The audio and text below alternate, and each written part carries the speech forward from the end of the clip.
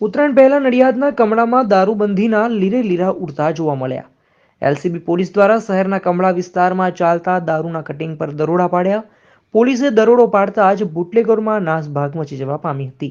ખેડા અને આણંદના 17 જેટલા બુટલેગરો વિરુદ્ધ ગુનો દાખલ થતા બુટલેગરોમાં ફફડાટ વ્યાપી ગયો છે. નડિયાદની વોન્ટેડ બુટલેગર મુન્નો પઠાણ અને ફિરોઝ દ્વારા દારૂની ટ્રક મંગાવી કટિંગ કરવામાં આવતું હતું. ખેડા એલસીબી પોલીસે બાતમીના આધારે દરોડા પાડતા બંને વોન્ટેડ આરોપીઓ ફરાર થઈ ગયા હતા. લોખંડના સળિયાની આડમાં લાવવામાં આવતો હતો વિદેશી દારૂ. પોલીસે સ્થળ પરથી રૂપિયા 7.50 લાખની કિંમતનો વિદેશી દારૂનો જથ્થો ઝડપ્યો છે. કન્ટેનરમાં ભરેલ લાખોનો સામાન, અન્ય એક પિકઅપ ડાલો સહિત કુલ રૂપિયા 22.50 લાખનો મુદ્દામાલ ઝડપી પાડ્યો છે.